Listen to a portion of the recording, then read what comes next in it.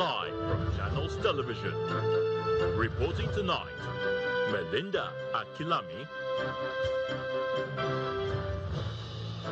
Hello and welcome. Tonight, Christian Association of Nigeria puts number of abducted students and teachers from a private school in Papiri, Niger State at 315. Governor Bago says there's no official confirmation of the number of victims in the school abduction and has ordered the closure of all schools in the state. Arewa Consultative Forum is calling for enhanced security measures in the north following recent killings and kidnapping in the region. And COP30 climate summit in Brazil ends without securing new commitments to reduce fossil fuel use after running over 18 hours beyond schedule.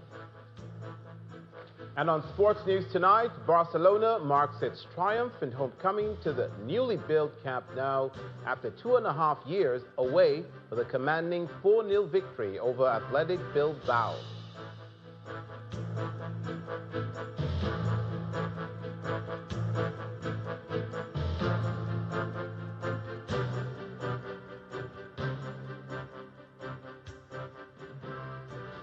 315 children and staff were abducted from St. Mary's private Catholic primary and secondary school in Papiri, Niger State.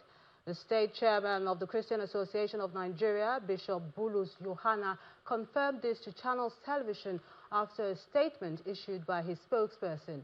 Bishop Yohana, who is the bishop of the Catholic Diocese of Kotangora, which oversees the school, said the bandits have not yet reached out to the authorities. Our correspondent, Emperor Simon, has this report.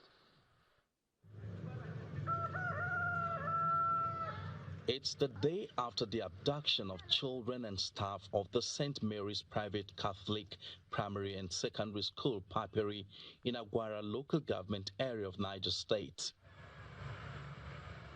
The school has been deserted as students and staff have evacuated the hostels and staff quarters.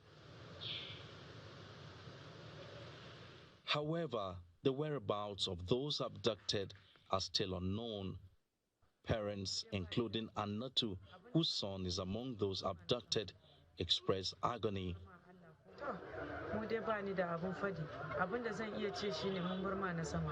We are speechless. We only look unto God now for the rescue of our children. We are pleading with the government and security agencies to help in rescuing our children.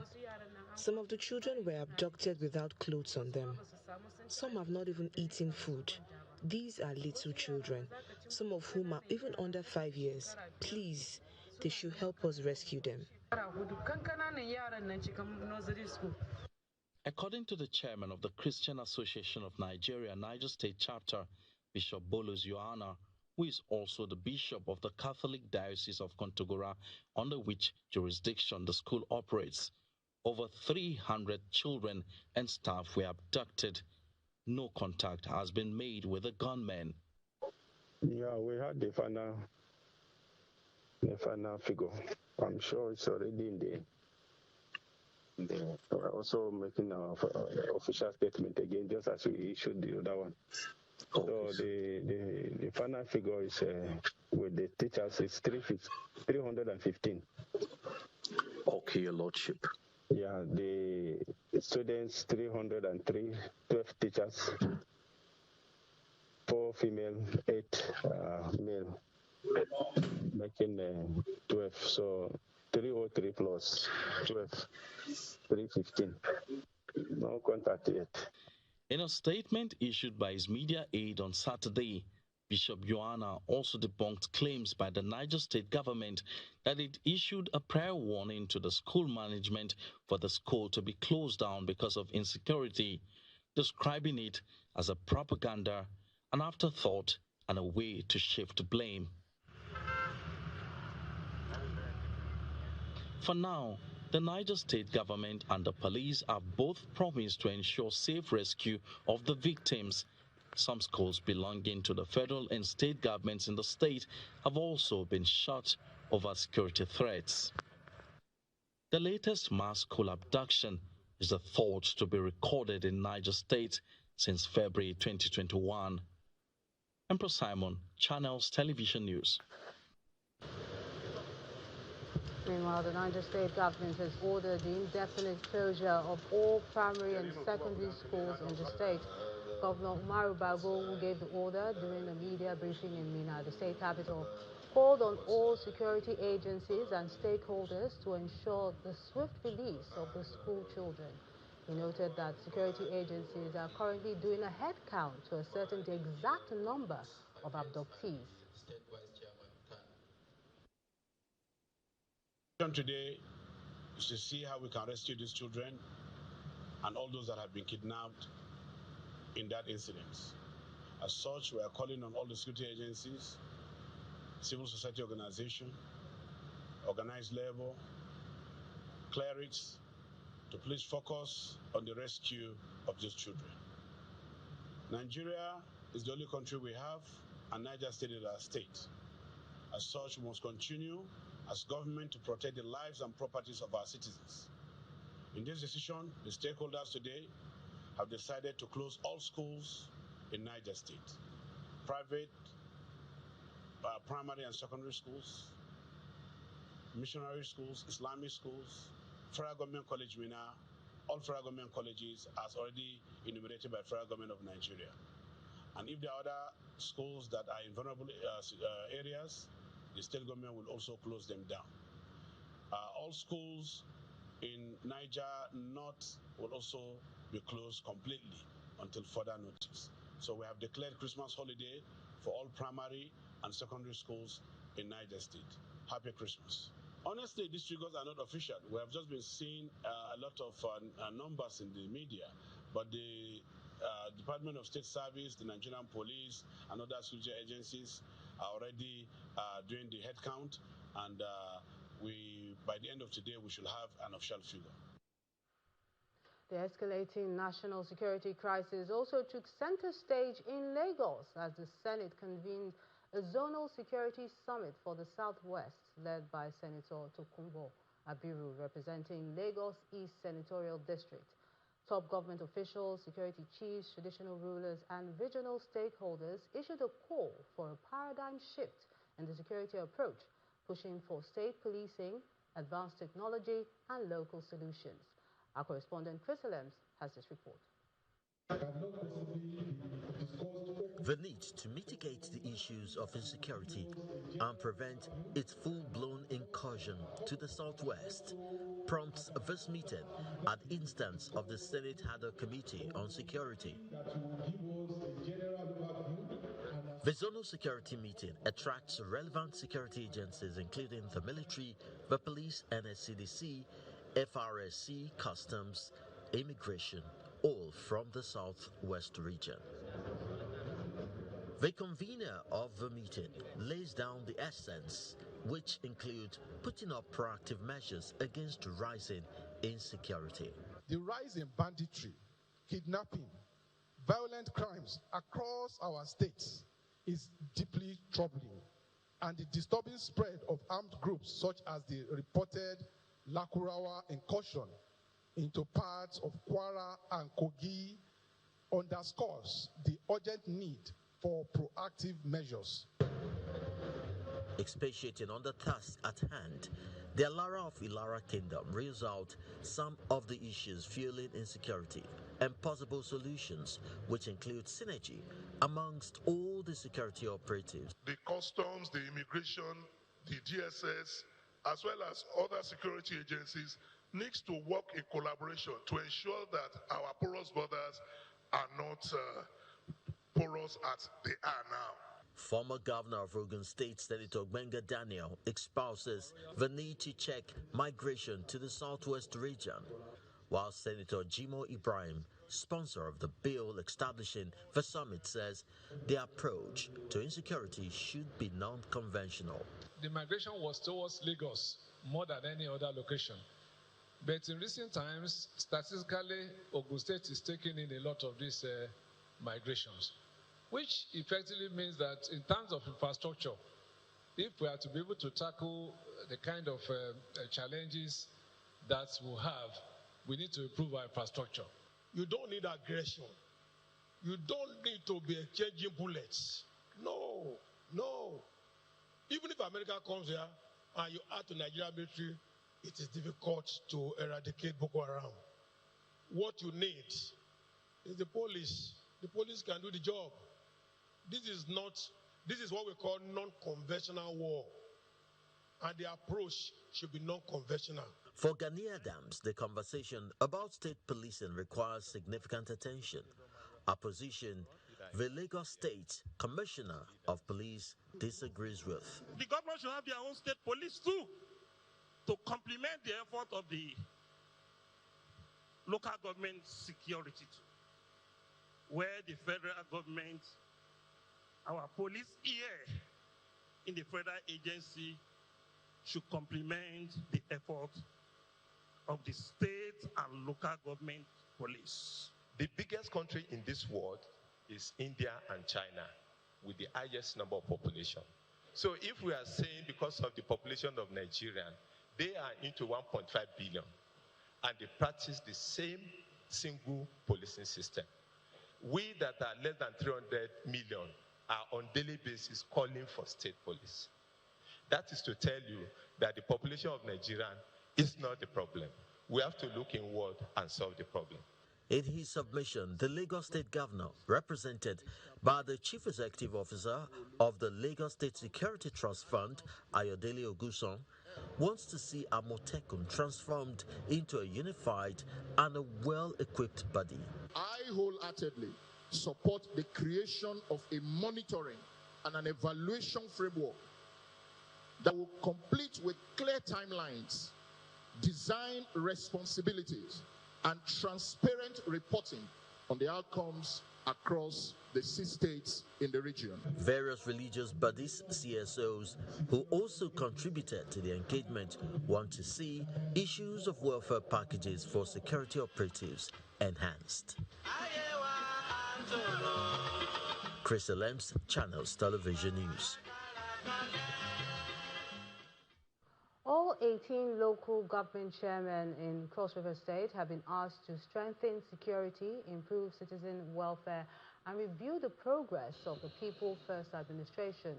The Cross River State Governor, Mr. Basio Tu, made this known during a meeting at the Executive Council chambers, where he reaffirmed that security across all local government areas remains top priority, and the state must stay vigilant and proactive.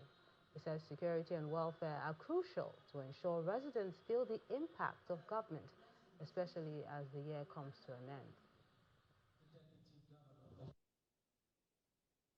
The agenda of this meeting is security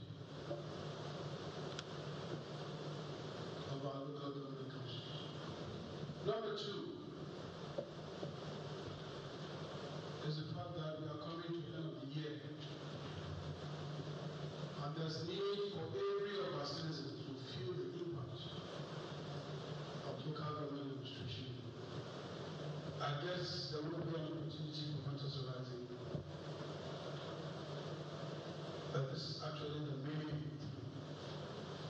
of our meeting today. In part 2, after the break, Coordinating Minister of Health and Social Welfare, Mohammed Ali Pate, says traditional rulers remain vital to improving healthcare delivery. That's in a moment. Join us again.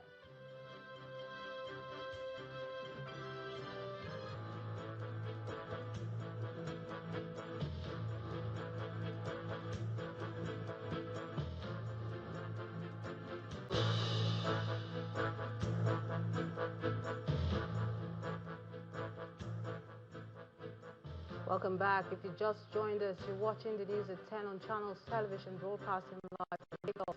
A reminder of our top stories. Christian Association of Nigeria puts number of abducted students and teachers from a private school in Papiri, Niger State at 315. Governor Umaru Bago says there is no official confirmation of the number of victims in the school abduction and has ordered the closure of all schools in the state. Arewa Consultative Forum is calling for enhanced security measures in the north following recent killings and kidnappings in the region. And COP30 climate summit in Brazil ends without securing new commitments to reduce fossil fuel use after running over 18 hours beyond schedule.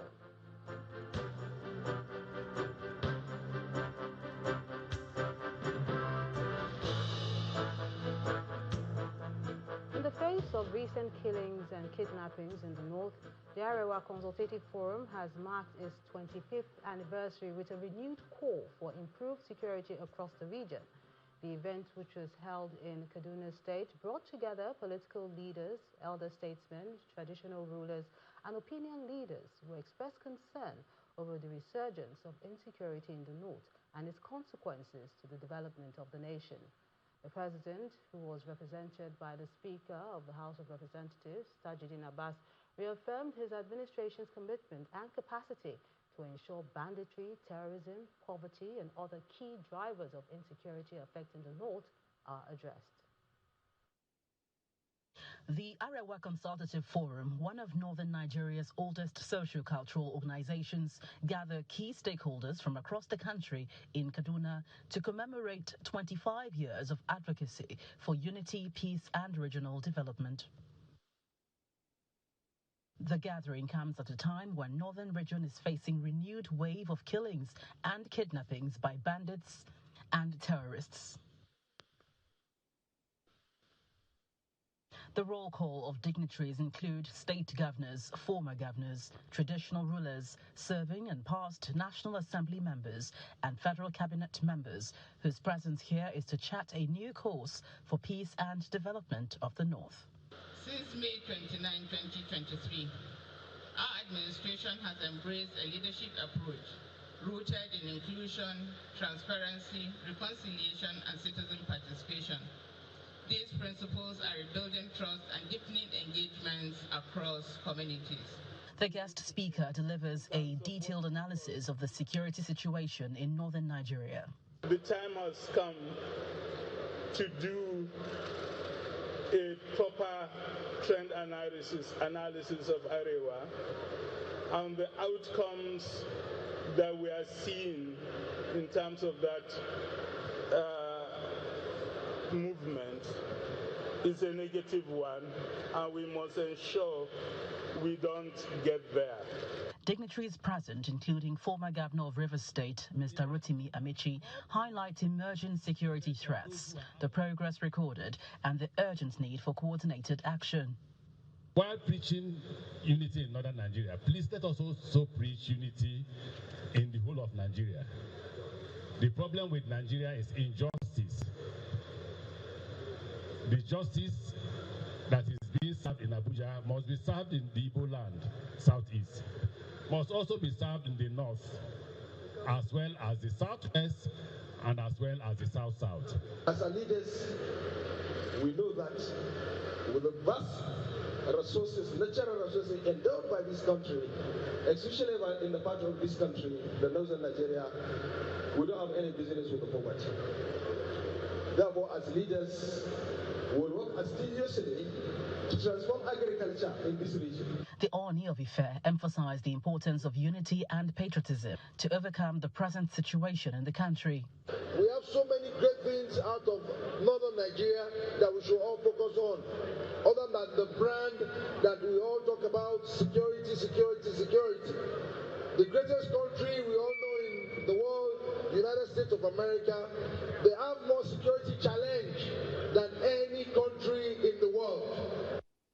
In spite of the resurgence of attacks in the north, the Speaker of the House of Representatives, Right Honorable Tajuddin Abbas, who is representing President Bola Tinubu, reaffirms the administration's commitment to surmount the challenges, appealing for collective action from all stakeholders.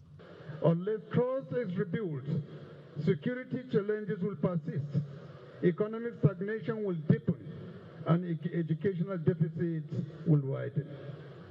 This is the reality we must confront with courage and realism.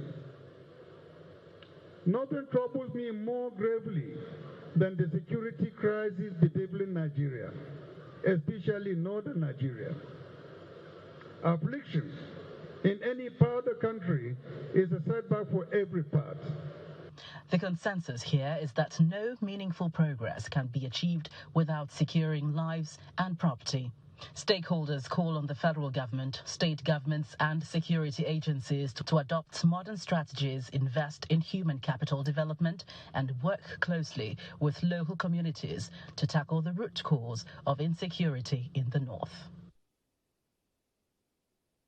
Outside our shores, Vice President Kashim Shettima is in Johannesburg, South Africa, where he is representing President Bola Tinubu at the G20 Leaders Summit. He was received at the Waterkloof Air Force Base in Johannesburg by the Minister of Finance and Coordinating Minister of the Economy, Mr. Wale Edun, amongst other top government officials. Vice President Shettima will engage foreign leaders and development partners on issues relating to the economy, security, climate change, amongst others, during the summit. The current multilateral framework do not adequately reflect the realities of today's world. Many developing nations continue to face systematic barriers to economic growth, trade, and financial inclusivity. For trade to be truly inclusive, the G20 must take bold steps towards reforming the international financial architecture and global institutions. Only a more equitable and effective system can fairly manage global financial flows, address recurring debt crisis, and respond to the needs of all nations, especially those in the global south. Africa cannot realize the positive paradigm shift we seek in its development trajectory without a collective resolve of the G20. Together, we must confront the persistent regional challenges before us, most notably the urgent need for sustainable financing to ensure effective implementation of our developmental priorities. Nigeria has in recent times demonstrated its readiness for both foreign direct and portfolio investments. This progress is driven in part by the fiscal policies introduced by the present administration, all aimed at enhancing the ease of doing business in Nigeria. We are committed to establishing 1,000 active businesses in each ward in Nigeria with a clear objective of stimulating our local economy through grassroots empowerment, skills acquisition, and job creation. Staying with the G20 summit, the director of the G20 Research Group, Mr. John Curtin, believes the time has come for Nigeria to take its place amongst the G20 nations. He said Nigeria's presence would add significant value to the bloc and strengthen its collective voice. He made the remarks at the 2025 G20 Leaders Summit with the theme Solidarity, Inequality and Sustainability. Our South Africa correspondent, Innocent Samosa, has this report. South Africa is hosting the G20 for the first time on the African soil. We are told that the country is forging ahead with the declaration despite America's concerns. We want to find out, what does this weekend mean for South Africa, for brand Africa on the economic side of things? I think the agenda of South Africa for this G20 has been on the mark in terms of what has been important for the world. So the concept of global public goods and global challenges, and also very importantly what has been important for Africa. And if nothing else, I think we have helped to shape a lot of the discussions that are important for the African continent. If we think of the issues around cost of capital and debt sustainability, if we think about the importance of just energy transition for the continent, the ability to decarbonize in a way that doesn't affect our development, all of these are very important issues. G20, it's 1 year, it continues into the next year, but there are also other processes that we can push these issues into. And of course, we also have the year after 2026. I think this is a pivotal moment. Firstly, this is the first G20 summit happening on the African continent. This is the first also for South Africa, hosting an economic international diplomacy engagement and cooperation of this nature. I think that significant is the investment flows, just direct tourism. John Kitten, director of the G20 Research Group, says Nigeria's time has come for membership. And I think the time has come, and I thought it for some time, for Nigeria to become part of the G20 and now at the leaders level. Because the leader of Nigeria has much more power at his command, maybe someday her command, than is it the president or the chair of the African Union does. And Nigeria, a member of the Commonwealth, it knows how to do summitry. Commonwealth heads of government meeting. And if one wants a more equality, including amongst the faith groups in the world, another Muslim majority country, along with Indonesia and South Africa. Well, many economists are saying that this has been a successful G20, not only for South Africa, but for the whole continent. From Johannesburg, South Africa, Innocent Service, Channels Television News.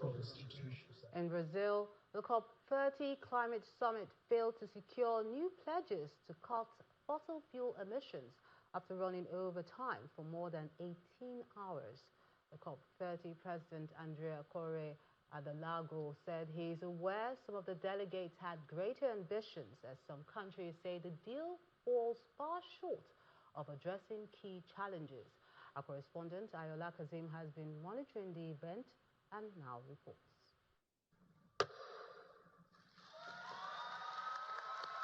COP30 President governed in the final global Montreal decision to some chairs in the room, but it was his words afterwards that betrayed the excitement. He acknowledged that the youths and civil societies want more from COP30, so he made a promise. I, as president of COP30, will therefore create two roadmaps, one on halting and reverting deforestation, another to transitioning away from fossil fuels in a just, orderly, and equitable manner. Even with his resounding roadmap, many still panned the action of the COP for failing to deliver a climate ambition and finance, saying it falls way too short of what is needed and does not match the speed of transition in the real economy. A commitment on global goal on adaptation, one that Africa is hoping for, is lacking. Instead, we leave COP with indicators that are unclear, unmeasurable, and in many cases, unusable. So we must ask ourselves, how are we helping the most vulnerable if this is the quality of the outcomes we call ambition? And you're leaving us with no other option. So I'm sorry, Mr. President, but Colombia objects the mitigation work program. Parties' objections to the mitigation work program and the global goal on adaptation forced a suspension of plenary. I deeply regret that I was not made aware of the request from the floor. On resumption of the plenary, Nigeria made a case for a just transition. We will not be in support of any climate change implementation response that will lead to our sudden economic contraction and heightened social instability. The COP president thereafter said the disputed decisions will be worked on in June, when the parties meet in Bonn, Germany, and will be registered in the proceedings of this session. However, India, on behalf of the like-minded developing countries, called out the parties still objecting to governed decisions. Certain parties repeatedly are taking turns to object and delay the plenary in an effort to secure outcomes that reflect their individual preferences rather than respecting the party-driven, consensus-based nature of this process. This behavior risks undermining the multilateral spirit that must guide our work. The outcome contains what some say are positive elements for the just transition mechanism, but at the same time say it is a weak outcome for vulnerable and frontline communities who need help to adapt to the impact of climate change. The text provides no clarity on adaptation finance. There is no figure, no baseline, and no guarantee of public finance. Many are blaming the developed countries for once again failing to meet their climate finance obligations granted in historical responsibility. Developed countries are said to have undermined trust and fairness in the process and limited what this COP will have achieved. From the Hunger Convention and Press Center of the Amazon in Berlin, Brazil, Ayola Kasim, Channels Television News. Still ahead on the news at 10, Nigeria's International Trade Fair for Micro, Small and Medium Enterprises returns after 14 years. Please join us again.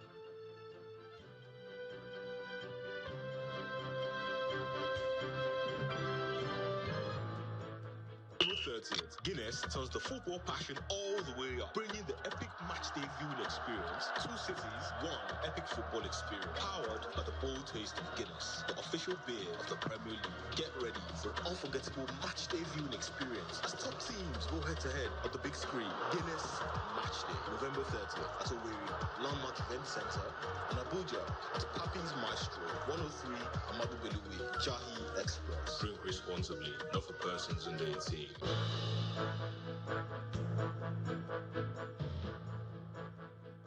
Welcome back. The Coordinating Minister of Health and Social Welfare, Professor Muhammad Ali Pate, says traditional rulers remain crucial partners in improving healthcare delivery across the country. He made the remark during a courtesy visit to the Obong of Calabar following the conclusion of the 66th regular session of the National Council on Health in Calabar, the state capital. The minister expressed deep appreciation to the monarch, state government, and the people of Cross River State for their support, noting that the traditional institution's guidance played a significant role in the successful hosting of this year's event. We count on your continued support and the support of all members of the traditional institution for the reforms that are already underway under President Bola Ahmed Tinubu and in collaboration with all our states. At the Council on Health, we reviewed the progress that we have been making over the last 2 years, and we acknowledged, in fact, that there is beginning to be signs of progress in addressing the issues that affect the health of Nigerians, in the issues of primary health care, of which you are a champion, on the issues of dealing with non-communicable diseases, hypertension, diabetes, cervical cancer, on the issues of HIV and how we improve testing so that people that need to be tested can have those tested voluntarily, on the issues of governance of health so that states do their council on health with guidelines, on the collaboration between different levels of government and engaging communities in dealing with health emergencies. We are very satisfied that this has been a successful Council on Health. The important thing for any government to do is to make sure that health is okay, education, and a few others. Then the people will be healthy and happy and will follow the things that is happening in the country. So, my honorable Minister of Health, you are welcome to the Palace of Canada with your delegation. And thank you that our great president approved this particular trip for it to be a Calabar. Politicians have been asked to emulate the exemplary decision of former President Dr. Goodluck Jonathan to put the country above personal ambitions. The Vice President, Kashim Shettima, made the remarks at the 68th birthday celebration of the former president and the 10th year anniversary of the Goodluck Jonathan Foundation in the nation's capital, Abuja. He described the former president as a model not just for Nigeria, but the African continent. Our correspondent, Dile Omoyeni, has this report. It's a gathering of friends, political associates, and international partners as former President Goodluck Jonathan clocks 68, which coincides with the 10th anniversary of the Goodluck Jonathan Foundation. The keynote address is delivered by the former president of the ECOWAS Commission, who highlighted the impact of the leadership of Nigeria on the continent and the role that President Jonathan has played to cement it. Demographically, the youngest continent on earth, young people are not just asking for a seat at the table anymore, they are demanding it. There were goodwill messages from friends and political associates of the celebrants who extolled the virtue of the former president. The blood of every Nigerian is so important to you than your political ambition. Today, I stand in front of you. My predecessor was still alive then when I came to Abuja at the villa, not knowing that he will soon join his ancestors. And 10 years ago as well, you are celebrating 10 years of your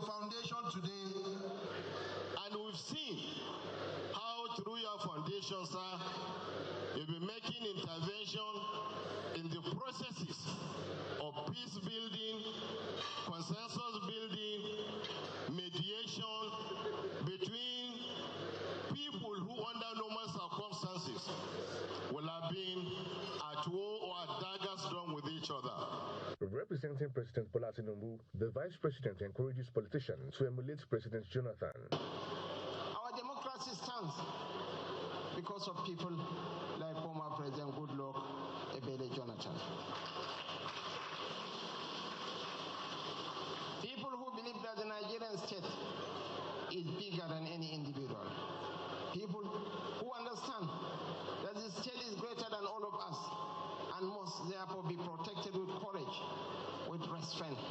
On his part, former President Jonathan says for him to return to politics, he must take some tough decisions, noting that Nigeria's political space is increasingly being overtaken by rascality. One clear condition is that you will no longer be an active politician. And that is why I'm disappointing most of my friends. They expect me to play active role in politics. But before I play active role in politics, I will first and foremost resign from the West African Elders Forum. The celebrant believes politics should not be a playground for people without training, discipline, or a sense of duty. Daily Omoyeni, Channels Television News. The Lagos State Governor, Babajide Sanwo-Olu, has commissioned the newly constructed 233 units mixed apartments in Abraham Adesoya Housing Estate in Ajah. Governor Sanwo-Olu says he will continue to speed up the pace of housing development across the state. He also encouraged private sector players to join hands with the state government in increasing the housing stock in Lagos.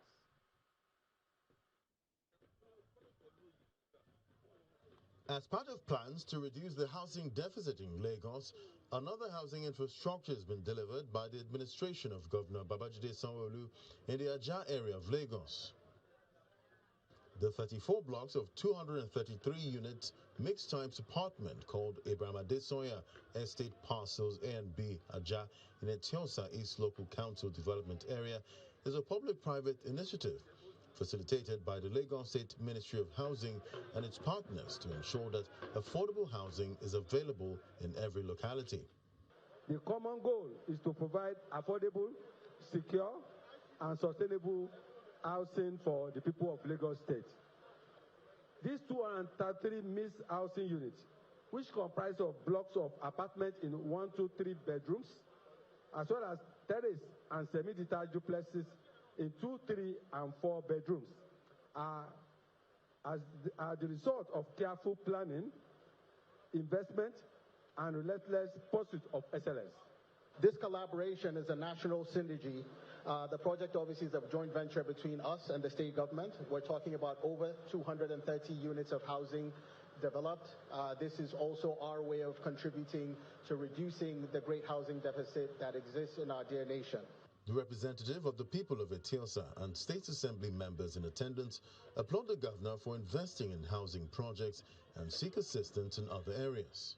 Your Excellency, these achievements are not just projects.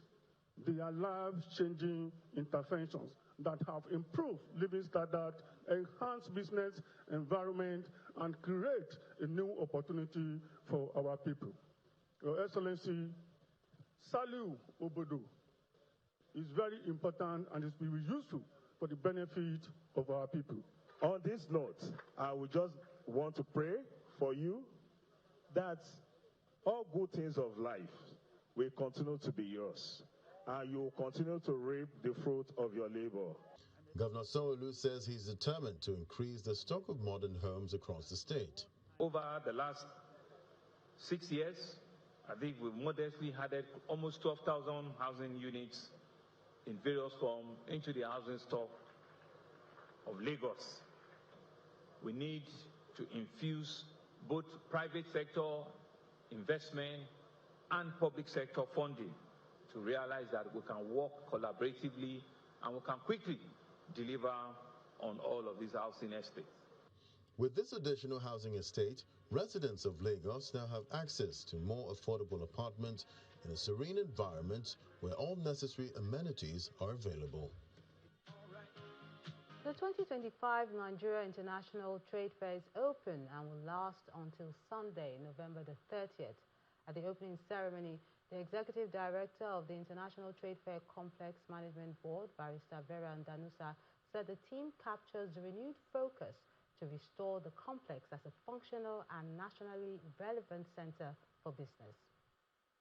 After a 14-year hiatus, Nigeria International Trade Fair (NITF) returns and brings attention to the trade fair complex along Lagos-Badagry Expressway. While a part of the complex has remained active because of traders of various goods mostly, the participation of government had been minimal. However, the management board of the trade fair complex seems set to change the story with the NITF 2025, as they say that this will be the meeting point for over 10,000 visitors, over 250 exhibitors, and more than 1,000 SMEs from more than 10 countries. We are driving a deliberate and a strategic revival of this complex. We have undertaken critical rehabilitation efforts, improving infrastructure, strengthening security and sanitation, reorganizing traffic flow, enhancing trader and visitor experiences, and implementing more transparent and accountable management processes. From the federal government, this is a good place to push the Nigeria First policy. This trade fair is more than an exhibition. It is a testament to the resilience of our economy and a reminder that even in challenging times, our commitment to growth, collaboration, and partnership remain unwavering. I see a gathering of visionary minds, and that gathering comprises manufacturers, farmers, digital creators, investors, and small business owners. So I do not just see a marketplace, I see the engine room of our nation's future. Participation is beyond Lagos, and the vision is to widen Nigeria's market to more countries on the continent. This occasion, or this fair, is based physically or practically on digital economy, promoting trade from local or domestic to international and worldwide. When you go from the Gambia to our neighbors here, Togo, you go to their markets, you will see many of the manufactured products from Nigeria. If we take this ministry very serious, I believe that the dead industries in Kaduna, in Kano, and in other major areas will come back to life. Sustaining activities at the complex would require some interventions and considerations by the government. We've negotiated MOUs to the tune of 20% for God is Good logistics. So our small businesses can actually move their products across the 30 states and the entity. When products are bought from here, they can be moved everywhere across Nigeria with God is Good logistics. Also with the Nigeria Postal Service to the tune of 15%. And then the fair is officially open. The revival of the Jos-Bukuru train service is reducing the cost of transportation and reviving small businesses in Plateau State. The Nigeria Railway Corporation, in collaboration with the state government, revived the service to improve mobility. Our correspondent, Piercy, the bank, looks at how residents are embracing the return of the train service. It's a new dawn at the Jos train station. After a year of inactivity, rail transport is back and the excitement is unmistakable. Passengers line up to book tickets, other seats waiting as the 6-coach train prepares for another trip to Bukuru in Jos South local government area of the state. The Jos Bukuru service was constructed during the colonial era as part of Nigeria's broader railway network. After years of abandonment, it was revived and refurbished for modern use in 2024 through a partnership between the Plateau state government and the Nigerian Railway Corporation. It is designed to improve intra-city travel and reduce transportation cost. I used to spend a lot of money because if I enter motor from the Kujia, it's 500. Go and come is 1,000. If I calculate it, it's about 30,000 or 28,000 in a month. But when I started enter this train, I was saving money. You started to shift to even a car. Shift a big. No sit down say now your car. You just sit down like your car, a big shift.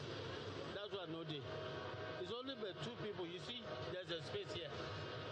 During the suspension, extensive repair work were done to ensure safety and operational use. The resumption of the service is coming amidst high cost of premium motor spirit, which has impacted the cost of road transport fares. You can see the comfortability here already, and if it is a bus, definitely you know that it's 4 behind, 4 at the middle and 2 at the front, which is not even safe. I prefer the train. In fact, I say kudos to our governor. The service runs from the Jos terminus to the Bukuru stations, making 2 stops along the way. This has also revived local businesses around the train service. Train service is very good and frequently very well, as we have an addition of our customer. Our customers are much now, not like before. At least when people come down from the train, we used to have customers. The state government believes the train service, alongside the newly introduced metro buses, will create a reliable and affordable urban transport system for the state. It's just for everyone to take advantage of it, save what you can save, against the commercial bus services and the taxis. Would say we've sent them out of business. No, it's not our wish to send anyone out of business. We only wish to make lives of the Plateau citizens better, affordable. We want to make the life comfortable. You understand? And so the people have a choice. The service is part of a broader effort to revitalize the narrow gauge railway system within the state to boost regional transport and stimulate economic activity. With residents embracing the return of train and bus services in Jos, Plateau State is not only easing the movement of people, but also driving economic activities around the transport hub. A journey that once seems impossible is fast becoming the pride of the state. From the terminus train station in Jos, Percy Dabang, Channels Television News. Company news now. United Nigeria Airlines has successfully completed its inaugural flight from Abuja to Accra, signaling the commencement of the airline's direct commercial flights on the Abuja-Accra and Lagos-Accra routes. For the chairman of United Nigeria Airlines, Professor Obiora Okonkwo, opening up West Africa air travel will go a long way in cementing relationships with countries in the region, create job opportunities, and achieve Nigeria's plan to have a $1 trillion economy by 2030. Our correspondent, Kayla Megwa, was on board and has this report. Celebrations here are for the chairman of the United Nigeria Airlines, Professor Obiora Okonkwo, as he makes his way into the United Nigeria Airlines check-in counter at the international wing of the Nnamdi Azikiwe International Airport, Abuja. For United Nigeria Airlines, history is being made as friends, government officials, and aviation industry bigwigs troop in to celebrate the airline's inaugural flight to Ghana. Goodwill messages kick off the day's events. I'm very, very proud, extremely proud of what this young man has achieved with United Airlines in just less than 4 years. It is not only a flight from a capital to a capital, but it is strengthening the bond between Ghana and Nigeria. The Nigerian people are, by the launch of this flight, enjoying a 50% slash in the cost of flights to Ghana. We are appealing to Nigerian government to continue to support the aviation industry. Our $1 trillion economy can never be achieved without aviation. We declare this inaugural flight of United Nigeria from Abuja to Accra, Ghana, open to the glory of God Almighty. Thank you, and may God bless. This is the plane everyone has been talking about. The United Nigeria Airlines 0590, taking us for the very first time right here from the Nnamdi Azikiwe International Airport to the Kokota Airport in Accra, Ghana. A plane that the owner, Professor Okonkwo, has decided to call the Jerry Rawlings. United Nigeria Airlines plane for the Nigeria-Ghana route is a Bombardier CRJ 900 developed from the Canadair Challenger 600 with a passenger capacity of 76 to 90 passengers, a length of 36.2 meters, wingspan of 24.9 meters, and a cruising speed of 829 kilometers per hour. Wings up for the Jerry Rawlings en route to Ghana for the first time at 11:15 a.m. Halfway through the flight, the chairman and his guests talk about the experience. I am really elated. The aircraft is beautiful. It's been flying smoothly. It has always been my #1 flight anywhere in Nigeria. So now they are going to Accra, Ghana. I think this is what I'll be using. Talking about international standard, it's even beyond United Nigeria or anywhere. Just a few minutes later, the Jerry Rawlings touches down at the Kotoka Airport, Accra, Ghana, and receives a water salute. The airline's CEO is received by the managing director of the Ghana Airports Company Limited and the cultural troupe. In the hall, the Ghanaian contingent expresses delight at the success of the flight. United have started a flight between Nigeria and Ghana, purposely to unite these two countries even more. As the plane is named after late Ghanaian President Jerry Rawlings, his family sends a representative to speak on their behalf. I've been assigned to come to you to thank you and to extend our gratitude for this honor done. After a symbolic exchange of flags, guests board the United Nigeria Airlines flight back to Abuja. A quick thumbs up from the pilots, and his wings up again for the United Nigeria Airlines flight at 4:30 p.m. Ghana time.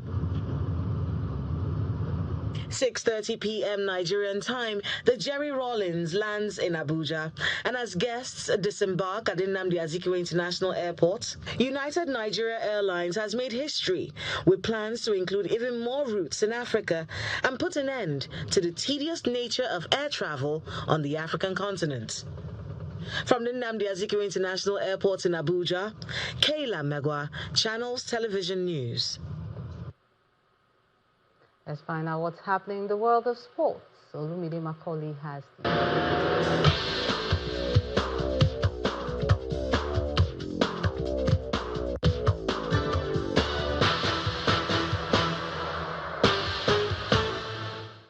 Thank you, Melinda. Welcome to Sports News. We begin with Pyramids FC, who've dominated Nigeria's Rivers United in their CAF Champions League Group A opener, securing a comprehensive 3-0 victory at the 30 June Stadium in Cairo.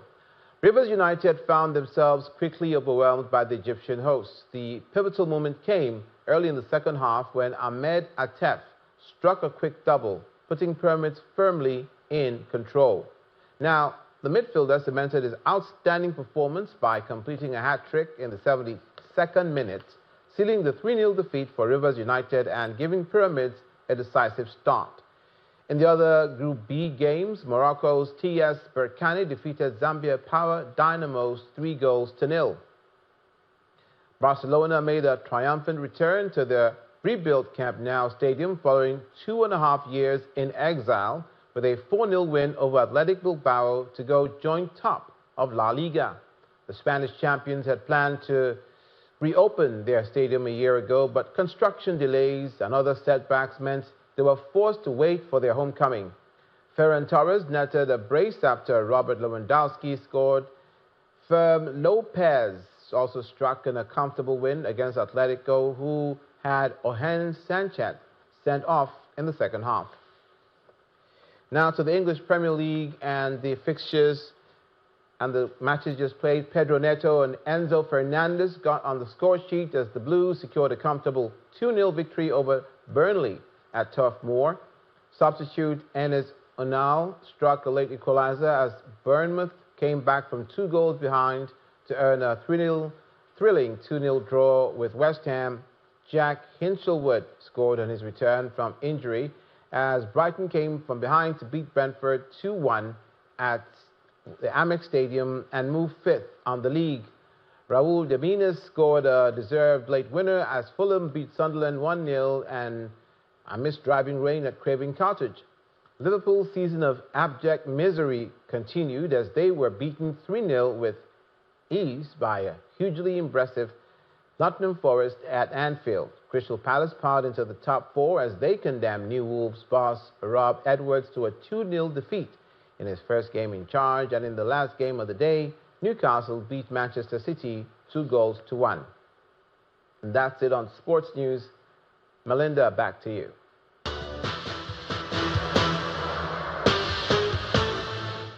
Many thanks, Olumide. On the international scene, Ukraine's allies from Europe, Canada, and Japan have voiced concerns over a U.S. plan to end the Russia-Ukraine war, saying it will require more work. In a statement, they said the plan had elements essential for just lasting peace, but cited concerns over broader changes and limitations on Ukraine forces.